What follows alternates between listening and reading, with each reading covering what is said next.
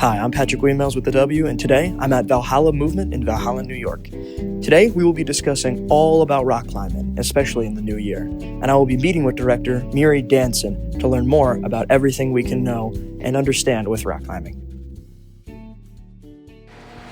Hi, I'm Patrick with the W, and I'm here with Miri Danson. Miri, have you seen an increase in rock climbers within the new year? Yeah, absolutely. January is our biggest month for new members. Why do you think rock climbing is a great hobby to get into? I love it because it's a really non-traditional sport. It's got great community. It's got a mixture of like a bunch of different other mindfulness elements, and I don't know, it's just a really good time. Are there any benefits to it? I think that it's got a really special social aspect to it. One of my favorite things about it is it's a sport that you can take with you for the rest of your life. You don't need to be part of a league, be in high school, be in college. It's something that we have climbers from age, I say from 60 to 90. For people starting or who are already in the world of climbing, what is something here at this facility that you offer?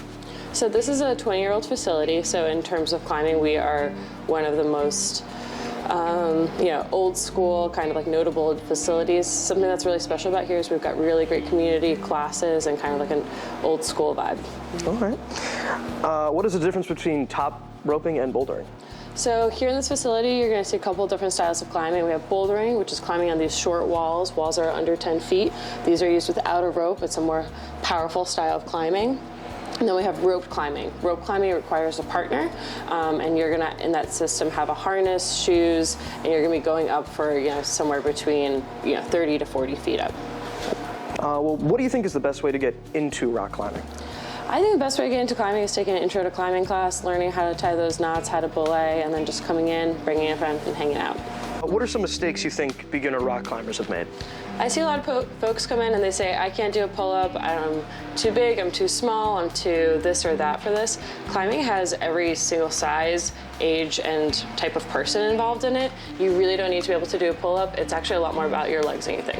How, for people starting, is the best way to conquer their fear when climbing? So I say a fear of heights isn't something you ever get over. I say it's more like an anxiety. You'll manage it. You get better at it over time. Sometimes you'll have rough days, sometimes good ones, but it absolutely gets easier. What is some equipment you would recommend when you're going into rock climbing? I think folks should really harp on equipment. Rental equipment, hand-me-downs are totally fine. Once you're able to, getting a good pair of climbing shoes is awesome. Do you guys host events like climbing competitions every once in a while? Absolutely. We've got a really large climbing competition on February 22nd. It's an all-day event, and it's our 19th year running it.